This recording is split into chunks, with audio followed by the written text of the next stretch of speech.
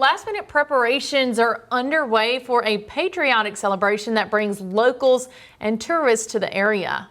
Now, Allie Morton has more from Houston, which will host its annual homecoming on the square. It takes a lot of planning and advance work to pull off Houston's homecoming celebration, but CDF Vice President Kirby Dindy says it is all coming together. It is one of our largest standalone events. Okay. We have a huge concert, a kids parade, fireworks, food trucks, face painting, glow sticks, you name it, we got it.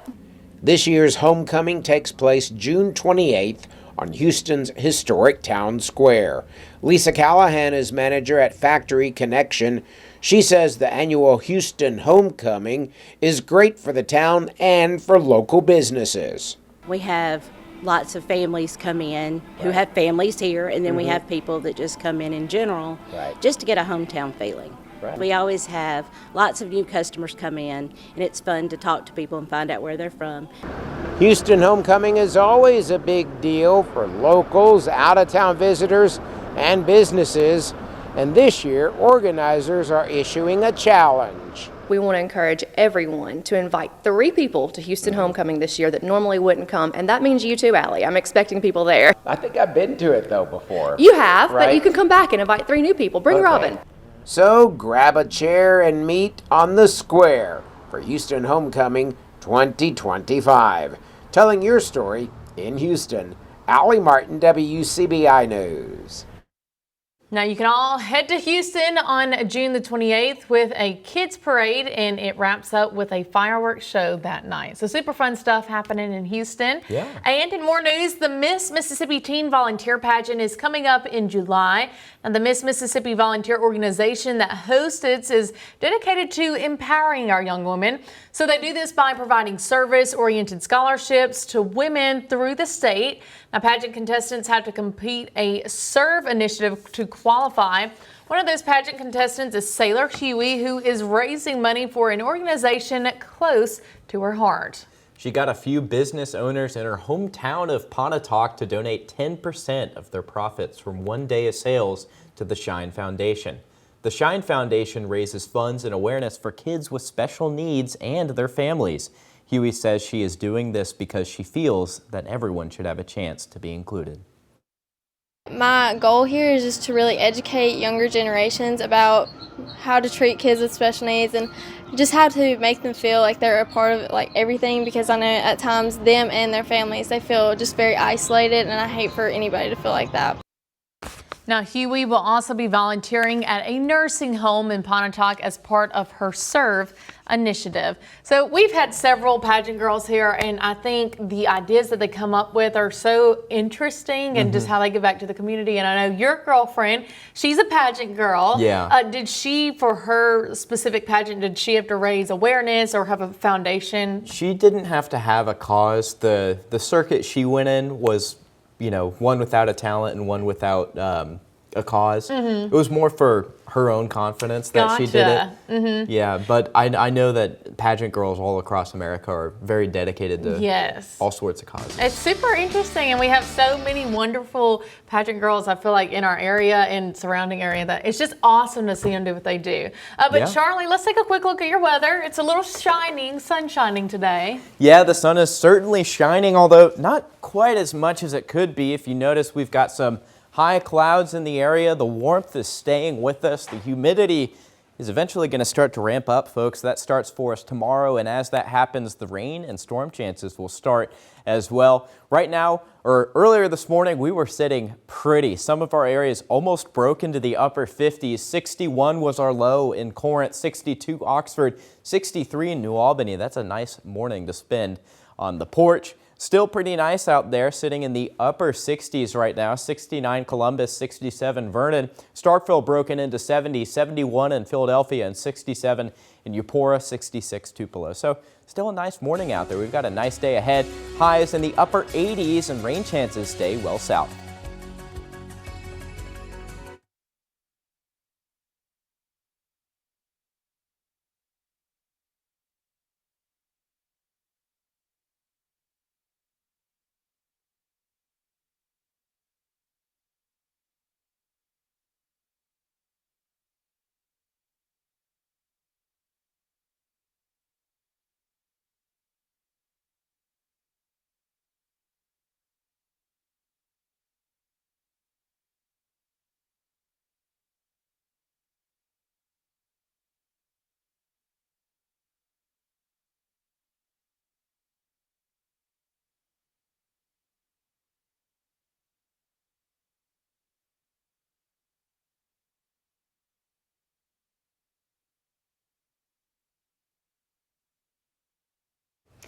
Hey there, I'm Keely Shields. And I'm Charlie Goldstein. And we sure...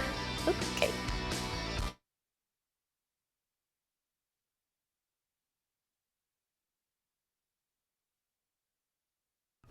Hey there, I'm Keely Shields. And I'm Charlie Goldstein. And we sure hope you all can join us here on WCBI Sunrise on Fox 4 from 7 to 9. We'll take a look at those local and national headlines. And don't forget Eric's Entertainment. We'll also have guests in studio and our weekly segment of Animal Health with Dr. Emerson. We'll take a look at when the nice dry weather is going to come to a close for us. Spoiler alert, it starts later in the week and we have a rainy Father's Day ahead.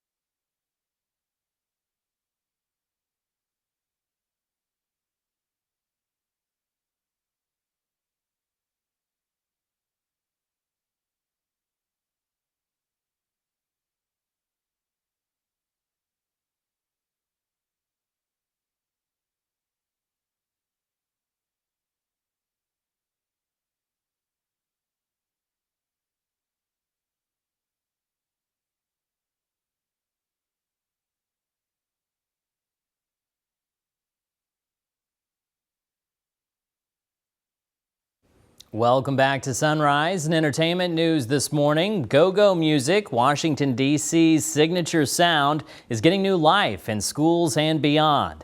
The genre is defined by percussion instruments and a call and response with the audience. Jared Hill spoke with founding members of the group Experience Unlimited about the pickup in tempo.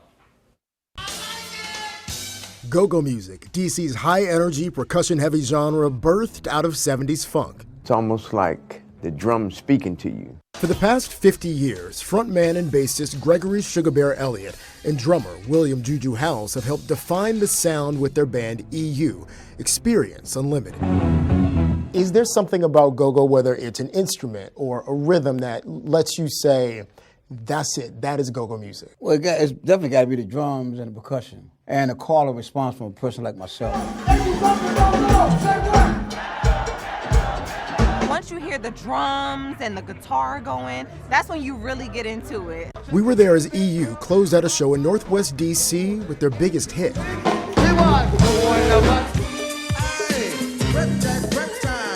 The Butt, a smash that took the regional art form to the national stage, featured in Spike Lee's film School Days. We never thought it was going to be a hit.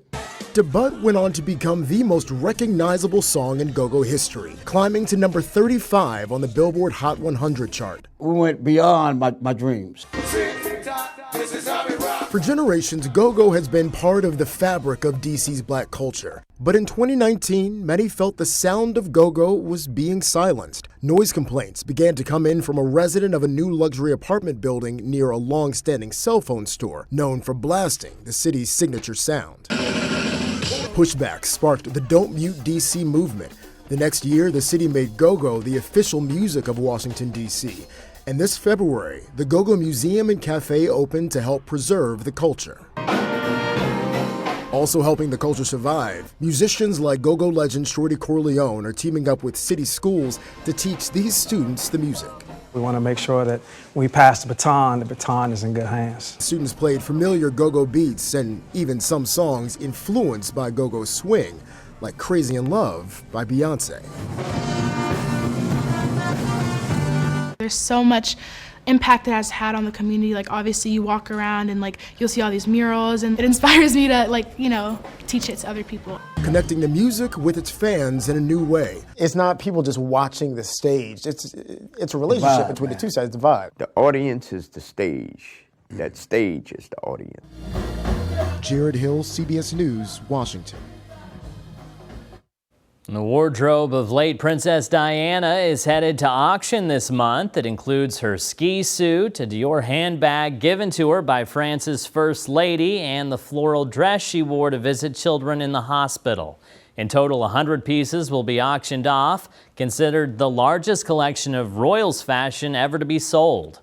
Online bids are being accepted ahead of a live sale in Beverly Hills. 2 dresses are expected to fetch the most, somewhere between $200,000 and $300,000 each. A new science fiction TV show is based on a popular comic book series, and it puts a new spin on the zombie genre. Rick Damagella has a preview. Now, do you remember what happened the night of Revival Day? The dead rejoin the world of the living in Revival, based on the comic book series. The dead have come back to life. What is going on? Revival is a rural noir, as Tim Seeley, the creator of the comic, originally called it, where over the last 14 days, everyone who died has come back to life, but they appear and talk and act just like they normally were.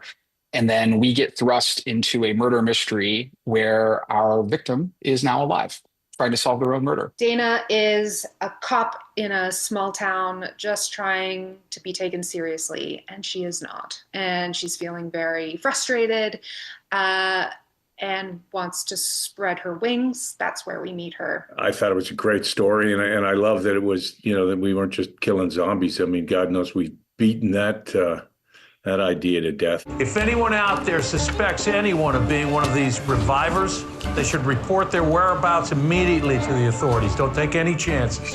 In Hollywood, I'm Rick Damagella. Well, a new celebrity-founded wireless service is hitting the market. Actors Sean Hayes, Will Arnett, and Jason Bateman are launching Smartless Mobile. It's named after their podcast called Smartless. The actors say most data is used by phones when they're connected to Wi-Fi networks. So for most people, a few gigabytes per month is plenty, making pricier unlimited plans useless. Smartless will lease access and operate under the T-Mobile network. A deaf actress who found success in movies and on television is opening up about her struggles off-screen. And the Television Hall of Fame is welcoming a new class, including a big name in comedy. Danya Backus has the rest in your Eye on Entertainment. Hi, my name is Marley-Magnolia. The first deaf actor to win an Oscar is generating buzz with a film about her life.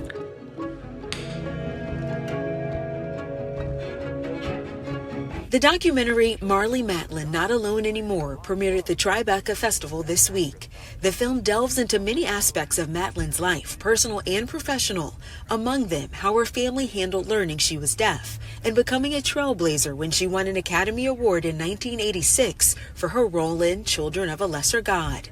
Matlin also reflects on her experience in an industry that she says is ill-equipped to handle the hearing impaired. I think Hollywood is still lacking the understanding. They still exhibit a fear about hiring deaf actors, writers, directors, people who are extremely talented. Matlin asked Shoshana Stern, who is also deaf, to direct the film. Marley Matlin, Not Alone Anymore hits theaters on June 20th. Conan O'Brien is heading for enshrinement in the Television Academy Hall of Fame. The talk show host is among 6 honorees this year. Joining Conan are actors Viola Davis and Henry Winkler, writer Ryan Murphy, producer Don Misker, and composer Mike Post. They'll be officially inducted on August 16th. That's your Eye on Entertainment. Danya Backus, CBS News, Los Angeles. And those are your entertainment headlines. We'll be right back.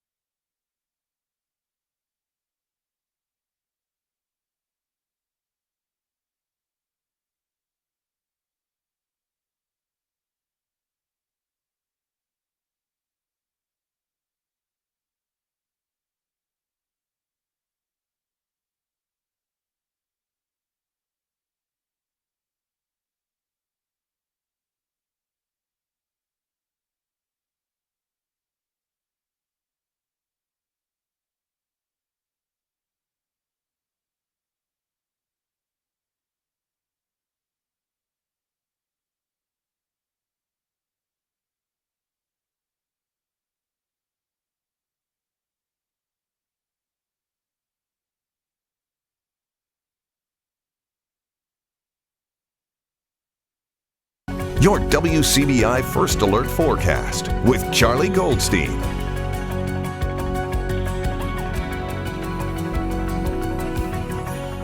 Welcome back, folks. The time now is 7:50. We've got a nice, not too humid June day ahead for us before humidity ramps up for us on Thursday, and it stays pretty high, pretty muggy, pretty sticky all the way into the middle part of the next week. And you see that big ramp up in moisture.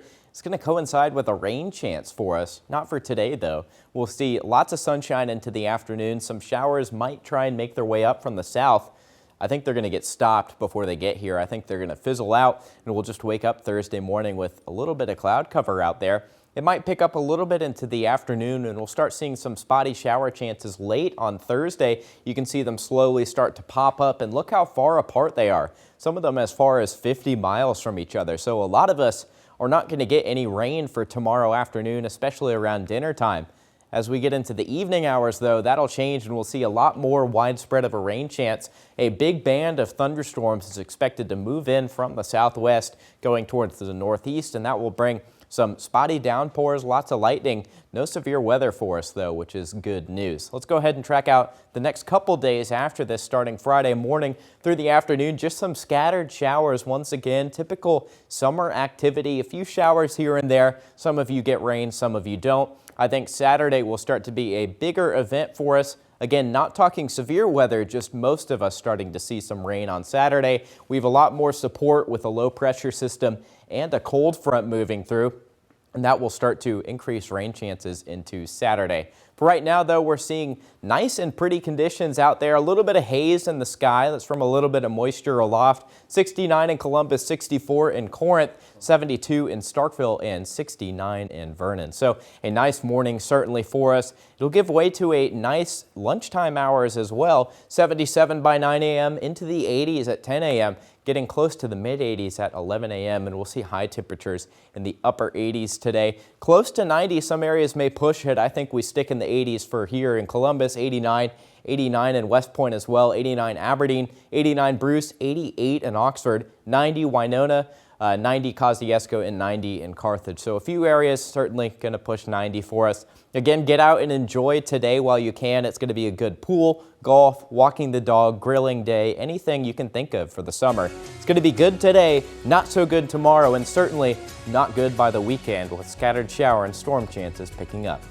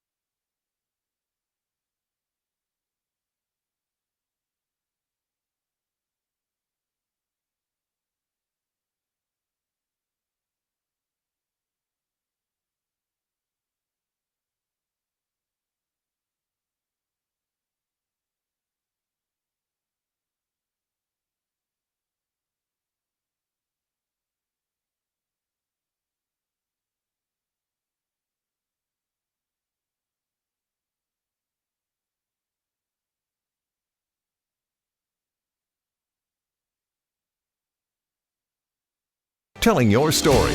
You're watching WCBI Sunrise. All right, welcome back, Sunrisers. So the National Retail Federation predicts Father's Day spending will reach record-breaking numbers this year. Now, the NRF's annual survey reveals Father's Day spending is expected to hit $24 billion. Now, that's up from a record $22.9 billion in 2023. Data revealed that nearly half of customers plan on buying a gift for their father or stepfather. The organization says consumers plan to spend on average about $200 on gifts. The top gifts include greeting cards, clothing, or a special outing. So I literally think that like Father's Day gifts are so much harder than like a Mother's Day gift. Like with you being a guy, do you feel the same way, or do you think Mother's Day is harder for you? The exact opposite. I know exactly what to get my dad. I have no clue sometimes from my mom. Well, like I guess like with my dad, he's like a big golfer. So like every like year they get him like golf stuff or like for Christmas and stuff. And I try to always think outside of the box, like what is something else, but like I don't know, dads are so hard to me to shop for. And then you were saying yesterday that today it's gonna be a little bit of a rainy Father's Day, and you said, well, if I were a dad, I would want to grill out on Father's Day. So do y'all have any type of regular tradition you guys do with your dad? Normally I would just grill for him, especially over the last couple years. I'll just grab him a steak and cook it up. Hey, I think that's a pretty good gift right there. Yeah. All right, guys, we'll stick around for our 8 o'clock hour here on Fox.